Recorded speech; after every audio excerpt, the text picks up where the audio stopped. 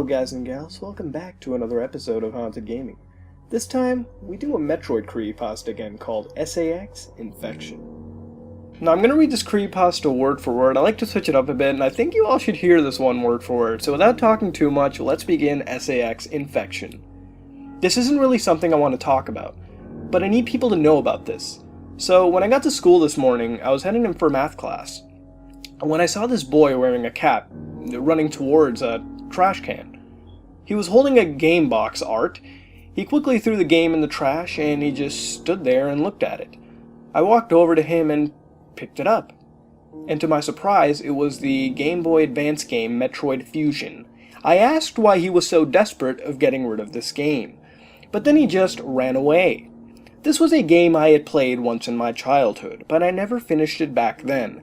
This was a great opportunity to play it again, I thought.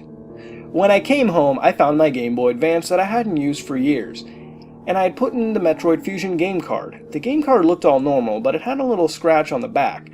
I started up and everything seemed normal. The intro was just as I remembered, and so was the title screen. I was surprisingly excited to play this, no matter how old the game was. When I pressed start on the title screen, however, I could see that file B already had a saved data. I thought that this was the file the boy who threw it away had been playing on. I wanted to see how far he had gotten the game, but when I loaded up the file, Samus wasn't teleporting into the save room, and the classic Metroid game load music didn't appear. Instead, it just showed Samus' sprite lying on the ground in the dark red room, facing away from us. There was no music playing. I tried to move Samus, but nothing happened. I tried to press different buttons, but nothing was working. I started to freak out a bit. Since I knew this wasn't how the game over sequence was in Metroid Fusion, I turned off the GBA and restarted it. I loaded up file A instead, and since it was empty, a new game began. I was so excited. The intro began as always. However, when the intro was about halfway, and we would normally see the yellow X-parasites flow out of Samus' suit, it was not blood that came out. The doctors would normally find the cure in the intro, but instead, it was a new screen that would appear normally, and the text read, "There's no hope for her. Let's go home for now and come back another day." The screen turned black for some seconds, and then Samus suddenly appeared outside of her spaceship, like the normal game. But she didn't have the blue suit that you would start with in the normal Metroid Fusion, but the suit was dark red, and a blue pixel inside the helmet indicated a tear I clearly could see. I knew something was going on, but I went through the first door and the game played normally for a while. Then, when I took the elevator down to the sector selection floor, the SAX came out of the wall. I remember this from my childhood, but this time the SAX just flew through the wall instead of blowing it up, and it moved a lot slower. So I had to sit and watch it getting into the room for a long period. Then it stopped and looked at the screen, and then the camera zoomed in on its face. I remember the creepy face, so I was excited to see it again after all these years. But when I saw its face, a very loud grinding/screeching sound came out from the Game Boy Advance, as if the game was breaking. The game also froze at its face, and I quickly turned the Game Boy Advance off. I thought the game just froze normally, and so I started it up again. But now, the opening was different. The music was gone, and Samus wasn't inside of the spaceship, and in the seat, however, was marks of blood, and the computer stated, "Samus, are you there?"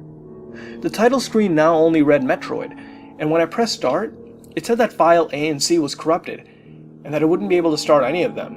I tried to load up file B, and then the same screen came up as the first time I tried. However, this time, Samus wasn't on the ground. Instead, I could see Samus without the power suit standing outside a window in the room where she had been before. And she was black in her eyes and facing me. In her hand, she was holding a sign which read, "Kill me now." I started to get really afraid, and this was just totally abnormal. Something was wrong. I tried to press any button, but nothing worked. But when I pressed the L button, Samus disappeared from the window, and the SAX chasing music started playing backwards, and the picture of SAX's face popped up on the screen. I jumped and screamed at the same time, especially when the face was now torn apart and blood was streaming from its eyes. I tried to turn off the GBA, but the music kept playing and the picture didn't go away. I threw the Game Boy Advance away, and everything I remember after that was that I woke up in the hospital, and my mom was sitting next to me. She said she had found me fainted in my bedroom with my eyes open, and the GBA was cracked in two. I looked around to see if there were others in the room, and a fear went through me when I saw the boy from school standing outside the window, staring at me, and smiling. Wow, there are good creepypastas, and then there's bad ones, and then there's the SAX Infection. Now, by no means is it an awful creepypasta. I mean, there's far more unforgivable ones that we could rip apart. Haunting Most Mario and Alex Melee, for example. But damn! First off, at least the method of obtaining the game is somewhat unique. We've seen it somewhat before, but I haven't seen it to the extent as some other cliches. Here we have some kid just throwing a game away and running off, whereas, at least we didn't have a deranged shopkeep, or old man, or I don't know, hell, an old, spooky ghost, or kazoo, or calculator, or Sonic plushie, or ancient tribal burial ground, or eBay. At least it's unique, somewhat unique. Why the hell the kid would not just simply sell the game or trade it in is behind my level of understanding. Another cliche is with the distorted music, or the music not even sounding whatsoever in the game. It constantly appears in many creepypastas. See, in creepypastas like Ben Majora's Mask, for example, it makes sense because it's actually scary because you listen to it and you experience it alongside the gameplay, which adds to it. Here, the audio just cuts out. That's not necessarily creepy. Seriously, if you go to any game settings, just turn the ambient music down, or hell, just mute your TV or audio device or speakers or whatever, it would make any game scary in theory. Shit, you could be crapping your pants playing Kirby 64. Another cliche is the inability to move characters. Again, really don't know how this is creepy. I would think the ability to move the character would be more immersive and scary. Not being able to would really kind of kill the immersiveness and really just involve the player just sitting around waiting for something to happen. The dialogue was alright in the game, and I really couldn't complain there from as much dialogue that was there. The Red Samus alternate costume probably would have set off an alarm, but I wouldn't really call that creepy. I mean, hey, it's an alternate costume. Can't really complain there. The blue tear and the helmet, I can't really figure out, since it could be a lot of things. I mean, Game Boy Advance visuals aren't really supposed to be defined, especially a pixel in the game. And then the restarting game becomes another well-known cliche, where the game plays normally, but then it crashes, and as soon as it turns on, holy shit, it's a different game.